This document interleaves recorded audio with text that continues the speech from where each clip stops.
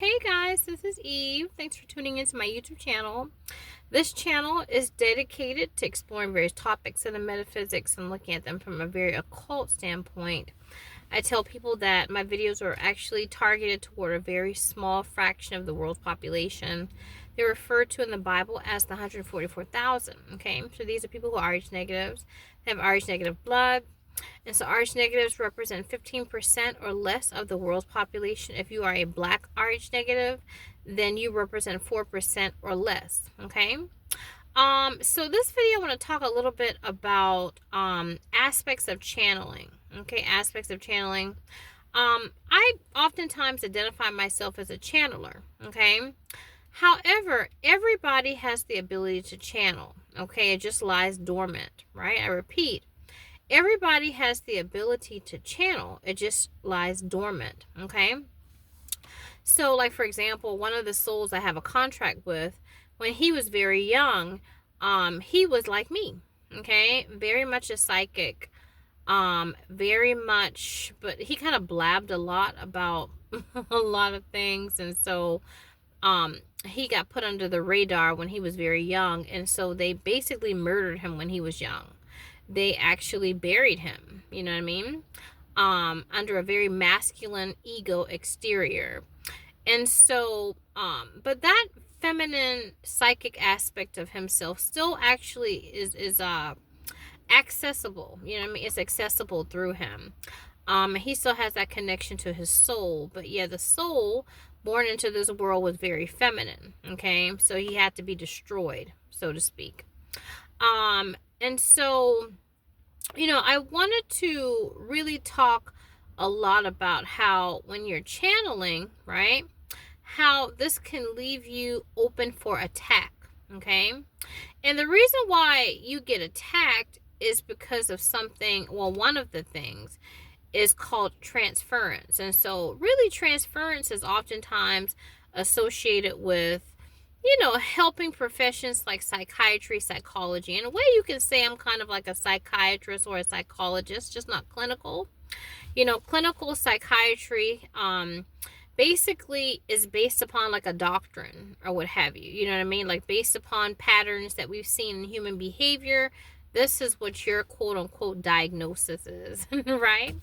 However, when it comes to channeling, I'm actually getting information from the soul itself.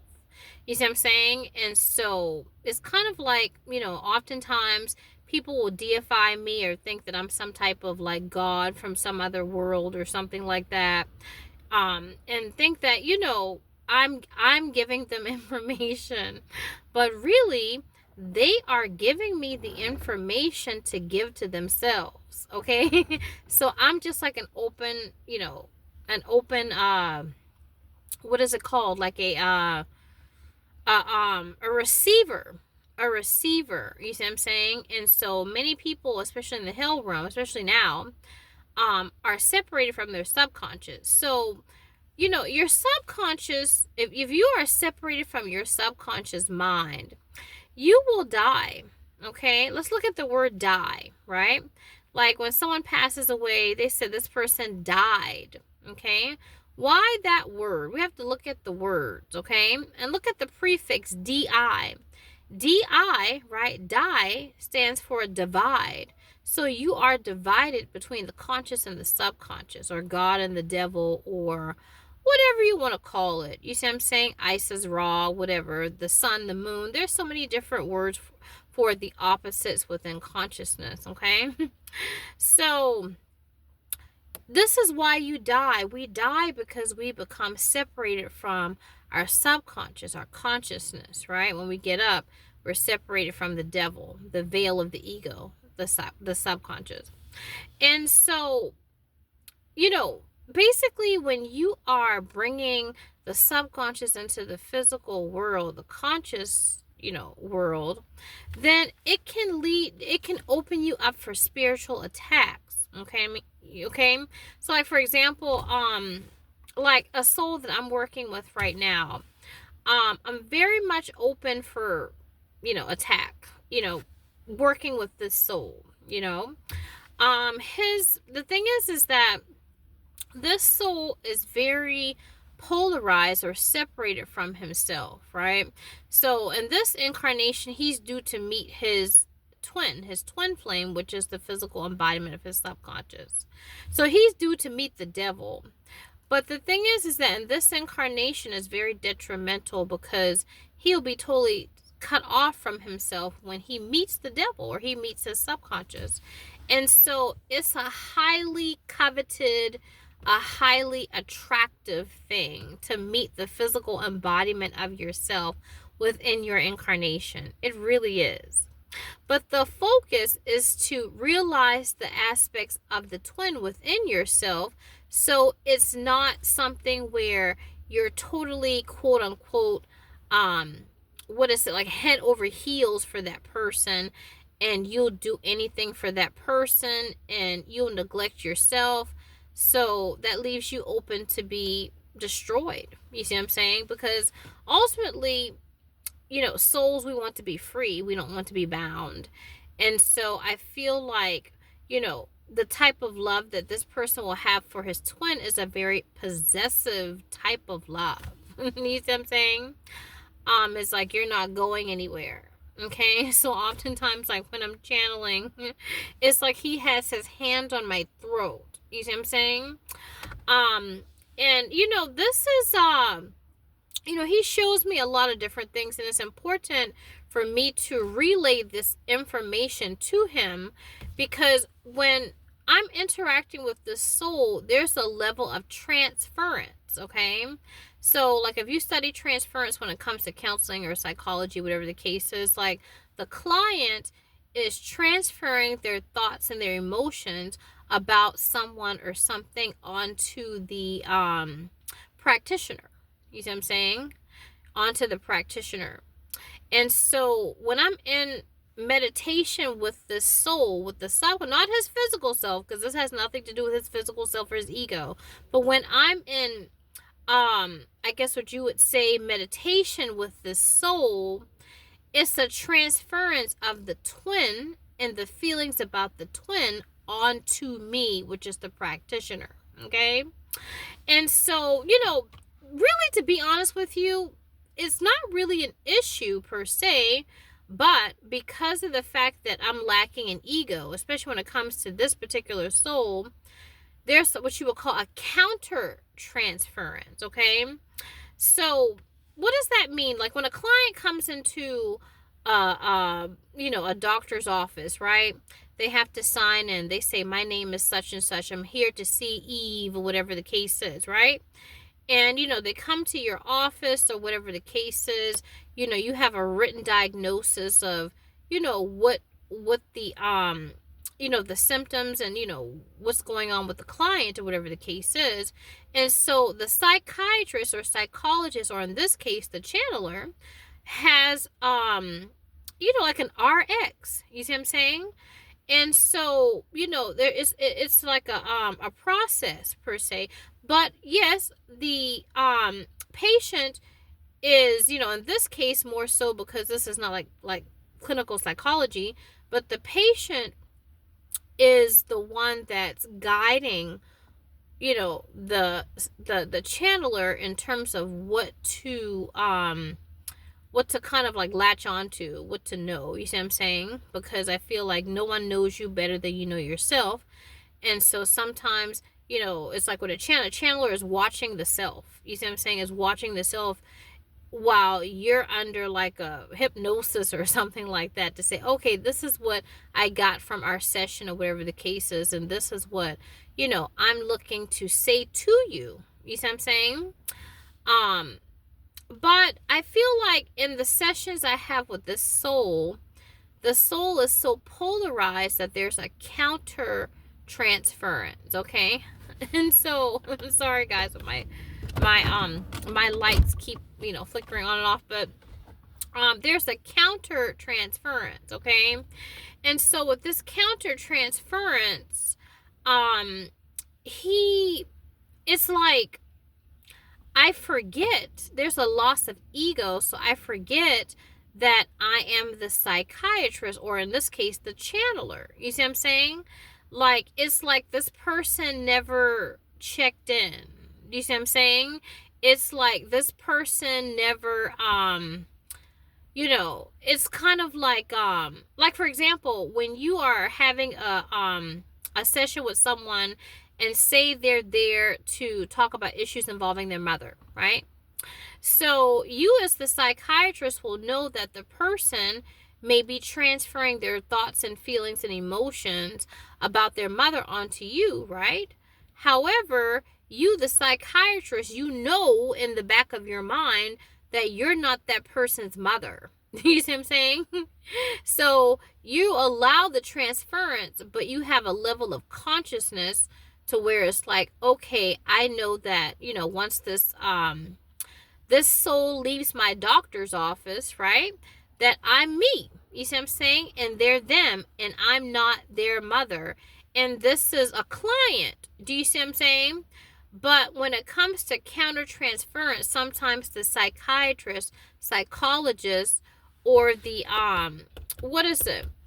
The person will what is it? It is like a loss of ego. So I feel almost a total loss of ego as it pertains to working with this particular soul. You see what I'm saying? And I feel like, sometimes when that happens, right, it's not the best fit. I feel like it's not the best channeler, it's not the best practitioner. You see what I'm saying? Because you're looking for somebody that has enough ego to where they can, give you sound information. Like countertransference is like, say if there's anger coming from the client, right, about say a relationship, whether whoever it is, let's say for example it's the mother. There's anger, right, concerning that relationship. With countertransference, right, which is I guess what you would say emotions coming from the practitioner, in this case the channeler, could react as if they are the mother. You see what I'm saying? So I feel like with this type of situation, with such a loss of ego, it can sometimes be counterproductive. You see what I'm saying? To what the soul needs and what the soul wants, and what to do to revitalize the soul. You see what I'm saying? And I call upon lots of help and assistance or whatnot. Like one of my friends, she passed away. I think she passed away. When did she pass away? She passed away not too long after my father passed away, actually. And she was an excellent clairvoyant, actually. An excellent clairvoyant. She was able to bypass her conscious mind and have such a detachment or what have you, where she could, pull information from the records, and she didn't really have a lot of judgment. You see what I'm saying? It was just kind of like for example, my friend, because she was my guide as well, like she knows I'm a murderer on the astral realm. And so she was able to actually give me information perfectly fine, knowing that I'm a murderer in the astral realm. You see what I'm saying? So she nothing really kind of rattles her, or nothing really just kind of startles her. You see what I'm saying? When it comes to the soul, and her soul looks very my friend's soul was very androgynous, okay? So she doesn't really look like a man or a woman. She's very much like androgynous. And so I feel like someone like her would definitely be more, I guess what you would say, like I don't know, would be a better fit. You see what I'm saying? Because you don't want someone that gets lost in the patient's like stuff. You see what I'm saying? Or whatnot. So there's transference. And also transference can lead to what you would call quote unquote sexual, I guess what you would say, like a sexual type of element when it comes to transference, okay?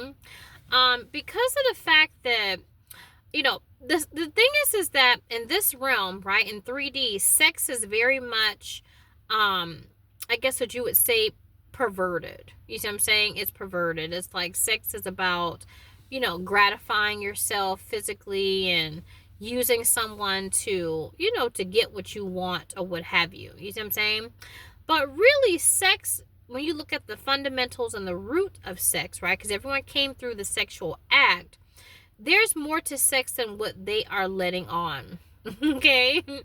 So, when you think about like a Jew, right? When you go back to esoterically speaking, what Jews are, right? The Star of David represents the Jew. And so one triangle represents the feminine and another triangle represents the masculine.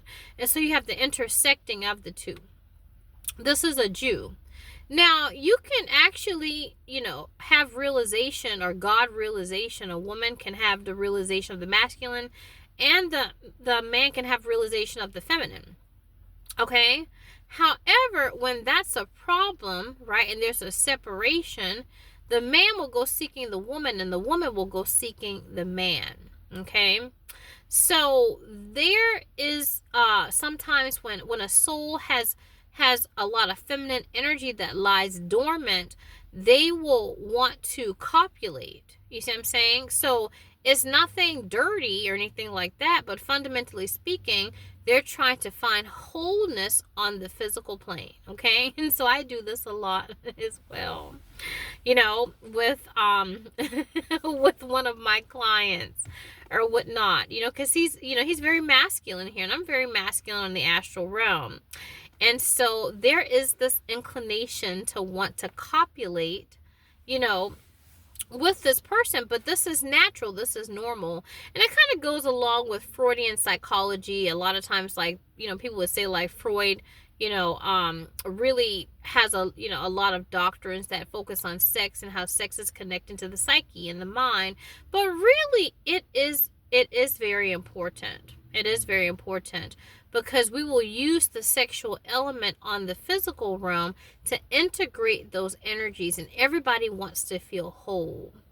And so I feel like, with certain souls, there's such a separation between the conscious and the subconscious that there is a very robust need to integrate and to copulate. You see what I'm saying? And so, that's basically something that the 144,000 that we face that. And the new age really is not exposing this, and they're trying to put a lot of what you would call, especially in the Black community, with the 4%, RH negatives, the more rare ones, right? A lot of I guess what you would say, media is geared toward us seeing our sexual nature in a very distasteful and debauched type of way. You see what I'm saying? The sexual element, it looks raunchy or whatever the case is, or it looks more like hustler instead of playboy, right? But that's because we have souls on the planet, right, that are trying to find integration and cannot integrate. And we are placed in an environment where we cannot integrate the energies within ourselves.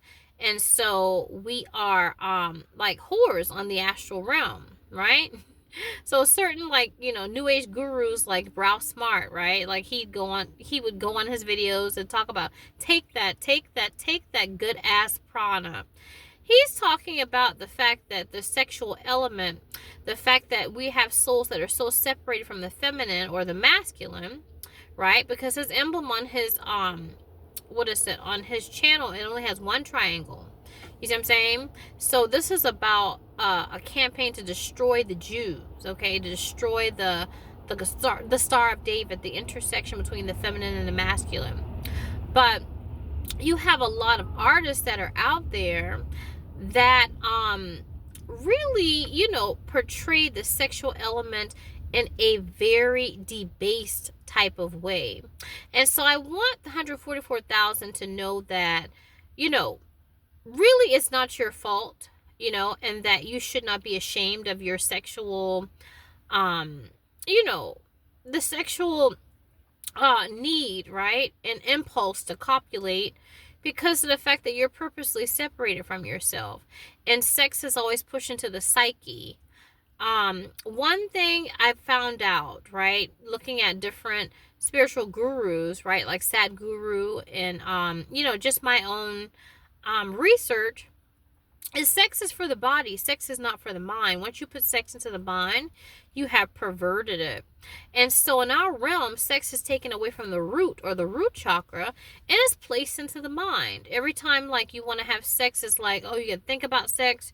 You got to, excuse me, you have to wear lingerie and, court people, and, you got to think about contraceptive, like, am I going to get pregnant? Am I going to get an STD? Is this the person, like, for me? Is that person cheating on me? Whatever the case is. Like, sex is a true mind fuck, right? It's not a real fuck, you know? And so because sex is such a mind fuck,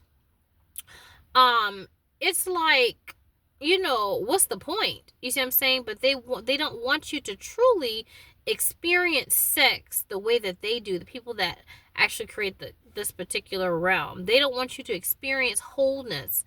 They want you to be thinking about the ramifications of having sex instead of actually being in the moment, being in the act, and actually achieving wholeness within this physical realm. Okay, they want you to look at your sexual nature in a very debased, in a very I guess what you would say, just non-sacred. They don't want you to have any pride about yourself.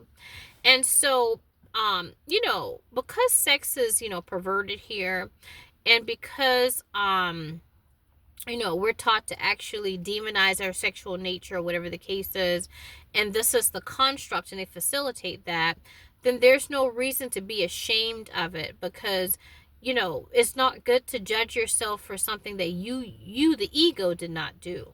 You see what I'm saying? Or whatnot. So I really want to talk about how, if you are a channeler, channeling and transference and stuff like that, it's natural, it's normal. That it's where you have to really decide, okay, what is best for the client, what is best for, the person that you're channeling for. It's important to be compatible, to have compatibility of souls. And this has nothing to do with, male, female, whatever the case is, rich, poor, black, white. No, the soul transcends all of those separations that we have in the physical level. You see what I'm saying? It goes beyond that. And so, when you have a soul that's very enigmatic, it's very, it's very, what is it? I guess you could say, like, the soul that I'm channeling, it's kind of peculiar to people on the earth realm. You see what I'm saying? What I'm picking up, when he was younger, maybe his parents sensed something about him that was a little bit different. Maybe he was different. You know what I mean? And so he was made to conform. I feel like this soul was made to be quote unquote normal, but I don't think that he was very normal. Growing up, I feel like there's such a very strong connection to the mother. And I feel like, it's like, it's such a strong connection, kind of going back like to the Oedipus complex or whatever, like with the Oedipus complex, how they said like daughters want to kill the mother to be with the father, and how boys want to kill the father to be with the mother, whatever the case is. I don't see it going that far, but I feel like his relationship with his mother was so strong that it was everything but the sexual element. You see what I'm saying? Like, I feel like there was like a major connection to her that just was absent of the sexuality, part of it, right? So it in a way it kind of mirrored like how a husband would be to a wife, but without sex. You see what I'm saying? Or without a romantic element to it. You know, there's a strong connection to the mother, and to the feminine, and to value that, and to idolize that, and to protect that, and protect the mother. Because I feel like in protecting the mom, he felt like he was protecting the feminine aspect of himself, right? And he doesn't want to let go of, or he doesn't want to lose connection to. So the mother is like an idol, you know what I mean? Like, type of thing. And so, you know, I think that, you know, when he starts to go into meditation and look at the anima, which is the deep feminine subconscious aspect of himself, and to look at the nature of it, the nature of it is alluring, and it's very enigmatic, and it's very peculiar, or what some people might consider to be strange. You know what I mean? But it's only strange here. You see what I'm saying? It's not strange beyond 3D realm. You know what I mean? This is the realm of judgments or what have you. And so it's kind of like, what comes to mind is like, you know, those kids on what is it? On what's the movie? The Matrix, and how they went to see the Oracle. And so, like, she had, like, the potentials there. And so the kids were, like, manipulating matter, and they were, like, floating in the air. Like, this is, like, the image that he's showing me. You see what I'm saying? Very enigmatic, very peculiar, very different, not conforming. And very fascinating, too. Maybe, you know, early on in life, like, his caregivers or his teachers were very kind of like perplexed, or, you know, taken back by him and his abilities, maybe, right? Like, say for example, if I was his teacher and I said, okay, you know, class, I want you to write the characteristics of an eagle, or what have you. You know, what do they eat? You know, where do they you know, where do they migrate to? You know, whatever the case is, what do they look like, their physical descriptions or what have you. And he would be that child that would actually create some type of origami of an eagle. You know what I mean? Or something like that. And it's like, you know, this is, you know, what I have. And so it's like, no, I didn't ask you to do that. I asked you to write down the characteristics of an eagle. But you did some type of origami, or whatever the case is, which is very beautiful, right? And it's better than what the other kids did. It's very higher order thinking. It's very alluring. You know what I'm saying? It's very attractive. And so I feel that, you know, hey, if that were an assignment and he did that, right, compared to what I asked for, that you know, as a teacher, I'd be like, oh, well, maybe I should have did that in the first place. You know what I mean? This is great. You know, it kind of like synthesizes, or it mutates. It's like some type of mutation of something that was supposed to be one way, but it's another way. You see what I'm saying? It's like it's an outer it's like he's an outer worldly soul, or whatever the case is. You know what I mean?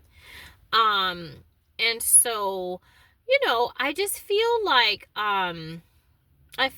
for this soul to be whole, that it really has to become less grounded, you know, and more in tune with this aspect of itself that it had when it was a young child, which was like, you know, all the way out there in outer space, so to speak. But, you know, you don't want to go too far out in outer space, but you want to go far enough to meet the child. You know what I mean? You have to go back to childhood, because I feel like if this soul actually interacted with his brothers, right?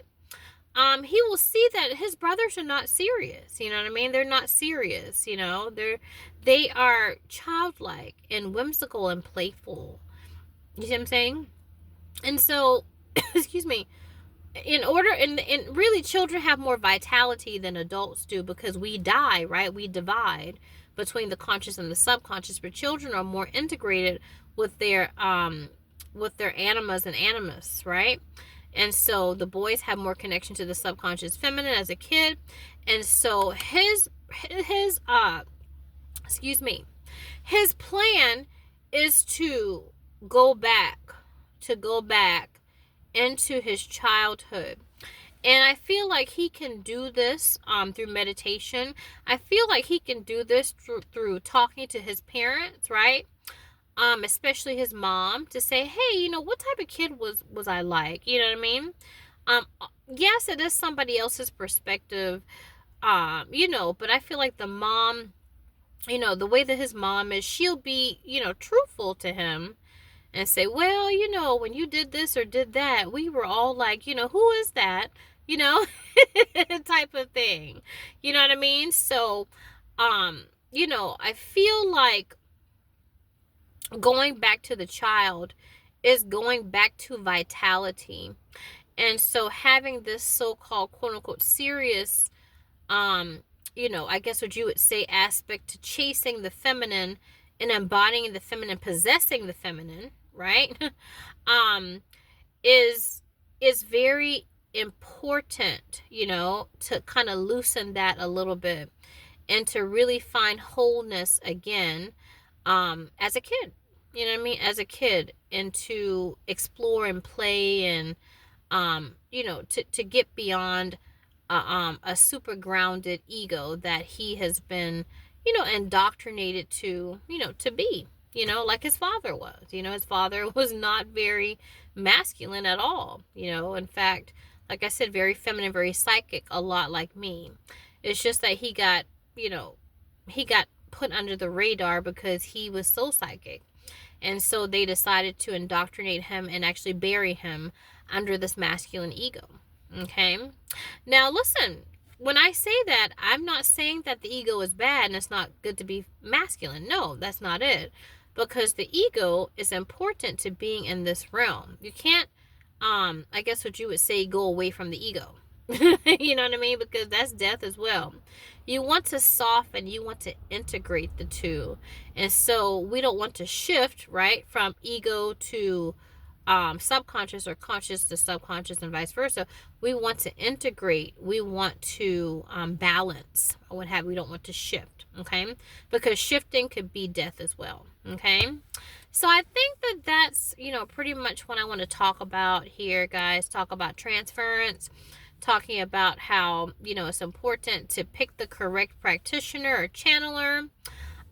It is important that the channeler maintain a sense of ego within, you know, meditations with other souls, so it could be an effective channel to actually help the soul instead of getting entangled within what the soul is giving, and reacting in a way that's not in accordance with, you know, how a channeler, you know, or a psychiatrist, psychologist, whatever you want to call it, would react. You know, there should not be a loss of ego. There should always be within the session, like one foot, like in reality, and one foot into the reality of the patient, or what have you, or the client. Okay, so I just want to put that out there, guys, so you can kind of, you know, see, you know, into my world, or whatever the case is, and, you know, a lot of things that I deal with and stuff like that, and that I struggle with, right, as a clairvoyant. All right, so I will see you in my next video.